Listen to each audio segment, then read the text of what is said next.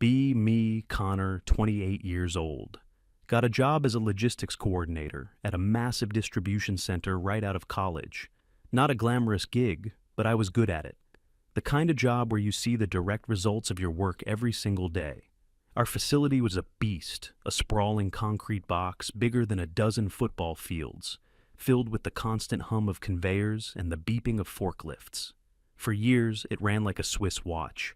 We weren't just moving boxes, we were solving a giant physical puzzle every single day. The guy who taught me most of what I know was Alaric. He was the day shift supervisor, a guy probably in his late 50s who had been working there since the place was built. Alaric was made of coffee, cynicism, and an encyclopedic knowledge of every single process, shortcut, and potential bottleneck in that building. He wasn't friendly, not in the traditional sense. He never asked about your weekend. But if you had a problem, like a trailer getting stuck at the dock or a sudden surge in orders for a specific product, he was the man you went to. He'd listen, grunt, and then give you a solution that was so simple and effective you'd feel stupid for not thinking of it yourself. He respected competence, and that was it. The culture he fostered was straightforward. Do your job well, don't cause drama, and help the guy next to you if he's in the weeds. It worked. Our efficiency numbers were always top of the region. We had a good crew. Most of the guys on the floor had been there for years. They knew the rhythm of the place. There was a kind of unspoken understanding, a professional camaraderie built on getting the job done right. We could handle anything. Holiday rushes, unexpected supply chain disruptions, system upgrades, we'd figure it out. Then, sometime late last summer, maybe August, the email came down from corporate. There was going to be a restructuring of our regional management. They were creating a new position, head of operations. This person would be our direct boss, overseeing me, Alaric, and a few other department leads like Hannah from customer service. A week later, we had an all-hands meeting in the main loading bay. They rolled in a big TV on a cart. The regional director, a guy we saw maybe once a year, appeared on the screen from his polished office 1,000 miles away. He gave the standard corporate speech about moving into the future and leveraging new talent. Then he introduced our new boss, London. She walked out from the small office area to stand in front of the assembled crew. The first thing I noticed was that she was completely out of place. She was wearing an expensive-looking business suit and heels that were totally impractical for a concrete warehouse floor. She looked like she was there to foreclose on the building, not run it. She had this smile that didn't quite reach her eyes. The regional director on the screen finished his spiel, and London stepped up to the microphone. Her voice was sharp, confident. She started talking, and the air just went out of the room. It was a fire hose of the worst corporate buzzwords you've ever heard. She talked about recontextualizing our operational paradigms. She wanted to foster a culture of psychological safety and disrupt the status quo. I glanced over at Alaric. He was just staring at her, completely expressionless, like a biologist observing a strange new insect. The forklift drivers in the back were already starting to whisper among themselves. She said her background was in human resources, with a focus on workplace dynamics and progressive management strategies. Not a single word about logistics, not a mention of supply chains, inventory management, or shipping schedules. Her whole speech was about feelings, not freight. She ended by saying her first priority was to make the warehouse a more inclusive and equitable environment. The meeting ended, and the whole crew just kind of dispersed quietly, like after a funeral. Later that day, I was in the break room grabbing a coffee, and Alaric was there. He just looked at me and shook his head slowly. The only thing he said was, "This is going to be interesting." The first couple of weeks were just weird. London spent most of her time in her office with the door closed. When she did walk the floor, she had a notepad and would just watch us, scribbling things down. It felt less like she was trying to learn the operation and more like she was gathering evidence for a trial. Then the improvements started. First, she had all the safety posters, which were clear and direct, replaced with new ones. The new posters were pastel-colored and had vague, inspirational quotes about teamwork and positivity. They were harder to read and contained less actual safety information. Then came the mandatory weekly meetings, an hour every Wednesday morning where the entire leadership team had to sit in the conference room. She'd put up a PowerPoint presentation about topics like unconscious bias in the workplace or deconstructing traditional power structures. It had nothing to do with our jobs. It was an hour taken directly from our most productive time of the day, and it threw the morning's shipping schedule into chaos every single time. Alaric and I tried to explain this to her. He pointed out that pulling the supervisors off the floor during the morning rush was causing a backlog at the docks.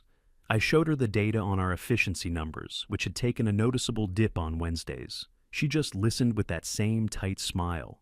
She told us that building a better culture was more important than a few percentage points on a spreadsheet. She suggested that our resistance to the meetings was a sign that we were uncomfortable with change. That was when I first realized you couldn't reason with her. Data, logic, experience, none of it mattered. Her ideology was a shield against reality. The guys on the floor started to get demoralized. They were good at their jobs and took pride in their work. Now they were being treated like they were part of a problem that needed to be fixed. The small things kept piling up. She got rid of the old coffee machine that Alaric had personally maintained for a decade and replaced it with some complicated pod machine that was always broken. She rearranged the break room furniture, according to some feng shui article she read, making it awkward and sterile. It felt like she was systematically erasing every piece of the old culture. Hannah, who ran the customer service department, initially thought London was great. She was excited about the new energy she was bringing.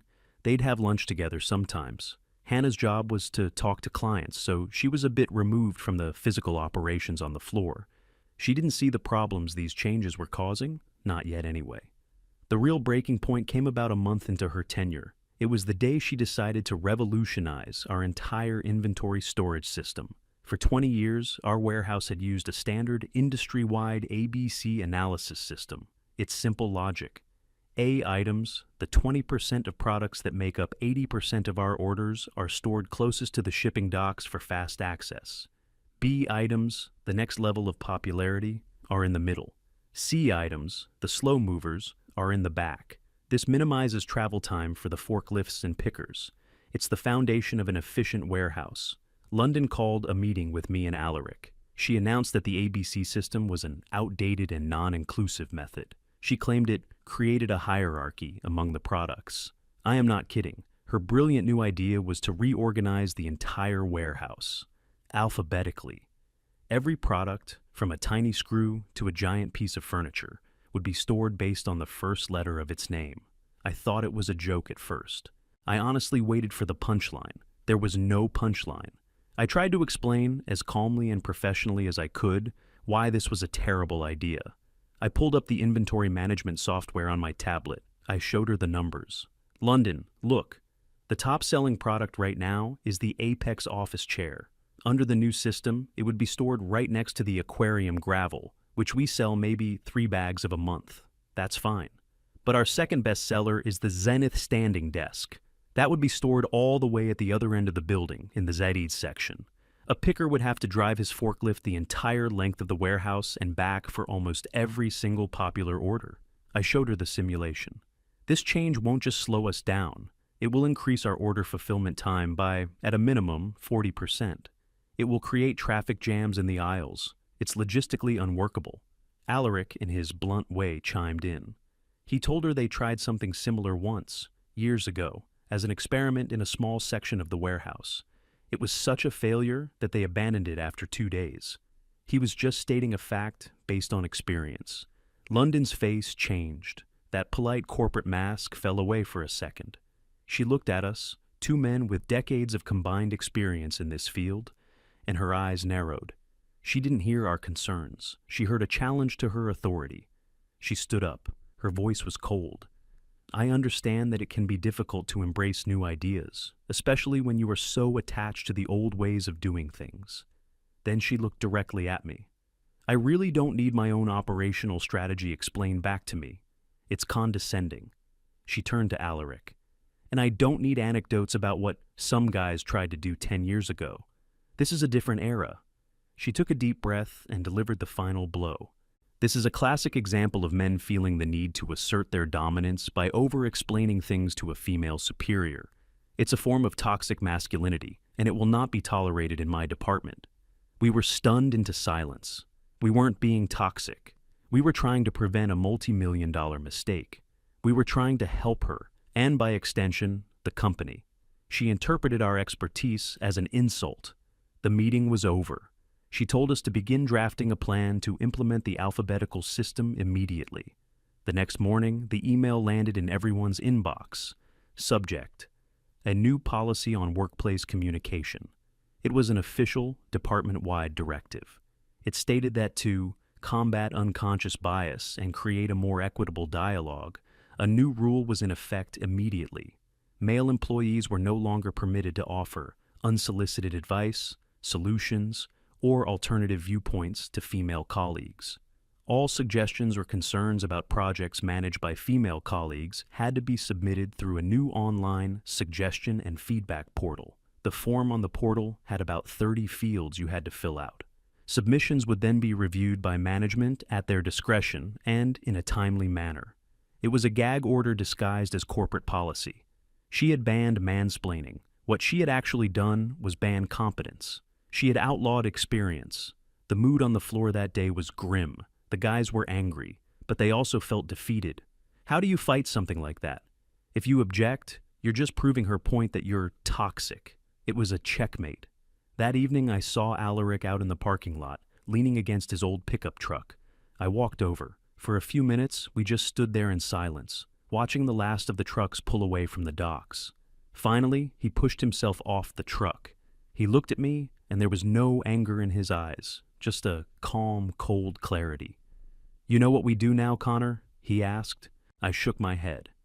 "We do exactly what she says," he continued. "To the letter. Every single instruction, every single policy.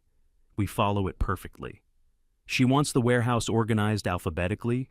We will make it the most perfectly organized alphabetical warehouse in the country. She wants feedback through a form. Then we will document every single potential problem, every single risk, and every single inefficiency we see. We will fill out that form, in triplicate if we have to. We will send the emails. We will create a paper trail so long and so detailed that it'll reach the moon." He took a drag from a cigarette he'd just lit. "No more initiative, no more clever solutions, no more saving the day. We are no longer problem solvers. We are box checkers. We will do our assigned tasks, and nothing more." He looked me straight in the eye. "She wants to be the boss? Fine. Let her be the boss. Let her own every single decision she makes." It wasn't a plan for sabotage. It was a plan for perfect, absolute, malicious compliance. A quiet pact was made. The next day, the change was immediate. The collaborative energy of the place vanished overnight. If a guy saw a pallet stacked incorrectly, he wouldn't just fix it. He'd take a picture, document it, and report it to his direct supervisor to await instruction. If a conveyor belt started making a weird noise, no one would just grab a wrench and tighten it. They'd log it in the maintenance system and wait for a work order to be approved by London. It was a silent protest, executed with chilling precision. And so, we began the great idiotic task of reorganizing the entire warehouse. It was a logistical nightmare. We had to essentially shut down sections of the facility for days at a time, pulling down every single pallet and moving it to its new, illogical home. Our productivity cratered. Orders were delayed. During one of London's Wednesday meetings, she brought up the declining numbers. She asked why the reorganization was taking so long. Alaric, with a perfectly straight face, explained it. He described the process in painstaking detail, the safety protocols we had to follow, the man-hours required for each aisle, the limitations of the forklift fleet. He wasn't complaining. He was just reporting the facts, exactly as a subordinate should. I chimed in, noting that we had submitted several suggestions via the portal on how to potentially streamline the process, but we hadn't received a response yet. London got defensive. She said she was inundated with feedback and was processing it. She told us to just stick to the plan. So, we did. Hannah started getting frantic calls from clients. "Where is our shipment? It's 3 days late." She would come to me, looking stressed. "Connor, what's going on? Can't you guys do something to speed things up?" I'd just give her an apologetic look. "Hannah, we're following the new operational plan. I can't authorize any deviations. You'll have to speak with London." I could see the frustration in her eyes. She was starting to realize that London's new energy was the energy of a Category 5 hurricane. This slow-motion disaster continued for weeks, and all the while, the busiest time of the year was approaching, like a storm cloud on the horizon.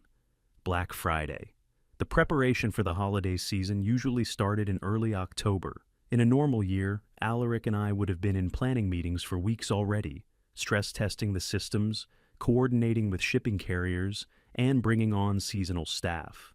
It was a massive undertaking, a carefully choreographed dance to handle a 300% increase in order volume. This year, there was none of that. London held a single Black Friday kickoff meeting. She presented a PowerPoint deck she had clearly made herself. It was full of clip art and inspirational quotes. Her grand strategy for handling the busiest retail day of the year was to empower the team to embrace the challenge.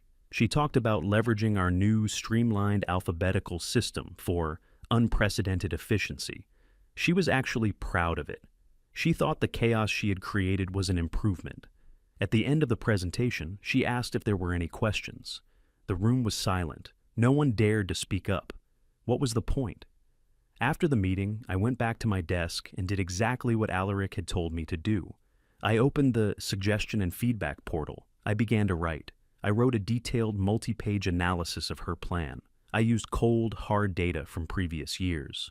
I outlined, with charts and projections, exactly why the alphabetical system would fail under the expected load. I predicted a catastrophic failure in the picking and packing process by 10 a.m. on Black Friday. I predicted a complete gridlock at the shipping docks by noon. I estimated that we would be lucky to fulfill 20% of the day's orders. It wasn't emotional, it was a technical document, a risk assessment. I ended it by stating, "In accordance with operational policy, my team will execute your plan as directed. This document is submitted for informational purposes only." I hit send. I got an automated reply. "Thank you for your feedback. Your submission has been received and will be reviewed in due course." I never got a real response. Seeing the writing on the wall, I started to think about my own future. I wasn't going to go down with this ship. I'd been loyal to this company for years, but my loyalty was to the job, to the work, to the guys on the floor. It wasn't to a manager who actively despised my competence. So, I polished up my resume. I started quietly looking at job postings. I saw an opening for a logistics manager at a rival company, a slightly smaller but rapidly growing firm in the same city. It was a step up, more responsibility, better pay. On a whim, I applied. I didn't expect to hear back, but I got a call 2 days later. They wanted to interview me. The interview was at their headquarters, a clean, modern building that felt professional and efficient. The man who interviewed me was the director of national distribution. He was in his 50s, a no-nonsense guy with a firm handshake who looked you straight in the eye. He didn't ask me about my feelings or my thoughts on workplace culture. He put a complex logistics problem on the whiteboard and asked me how I would solve it. He asked me about managing teams during a crisis. He asked about my experience with different inventory software and carrier negotiations. For an hour, we just talked shop. It felt amazing. It felt like being seen, like my skills actually mattered. At the end, he leaned back in his chair and just said, "You know your stuff, Connor. I'm impressed." A week later, they sent me an offer. It was a significant salary increase, a better title, and a signing bonus. I accepted on the spot. I gave them a start date for the first Monday in December. This meant my last day at my current job would be Black Friday itself. The irony was not lost on me. I didn't tell anyone at work, not even Alaric. I just came in every day, did my job exactly as instructed, and documented everything. The atmosphere in the warehouse in the week leading up to Black Friday was surreal. It was like the eerie calm before a hurricane. Everyone knew what was coming. The seasonal temps we hired were wandering around confused, unable to find anything in the bizarre new layout. The experienced guys were just shaking their heads, doing their work with a quiet, grim determination. London, however, was in her element. She was walking around with a clipboard, talking about the exciting energy in the building. She was completely oblivious. She had built this house of cards and genuinely believed it was a fortress. The day before Thanksgiving, she sent out a cheerful email to the whole department. "Team, get some rest. Tomorrow we make history. Let's show everyone what a motivated and forward-thinking team can do." Alaric forwarded the email to me with a single comment. "LOL.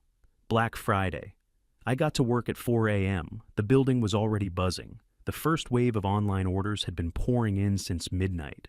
For the first hour, things were deceptively calm. The system was handling the initial trickle, By 6 a.m., the trickle had become a flood, and the cracks started to show. The pickers, the guys who drive the forklifts and retrieve the items, were reporting massive delays. An order that should have taken 10 minutes to pick was now taking 45. They were driving from A to W to C to T for a single 4-item order, crossing the entire warehouse over and over. By 8 a.m., the packing stations were starved for products. Dozens of workers were standing around, waiting for carts of items that weren't arriving. By 9 a.m., exactly as I had predicted, chaos began to set in. The main aisles were clogged with forklifts, creating a massive traffic jam. I saw 2 of them nearly collide. London was in her office looking at spreadsheets on her computer. She seemed to think everything was fine, because the numbers on her screen weren't reflecting the physical reality on the floor yet. Around 9:30 a.m., Hannah from customer service came running out of her office. Her face was pale. "The order tracking system is broken," she yelled. "Customers are getting notifications that their items have shipped, but the boxes are still sitting on the packing line."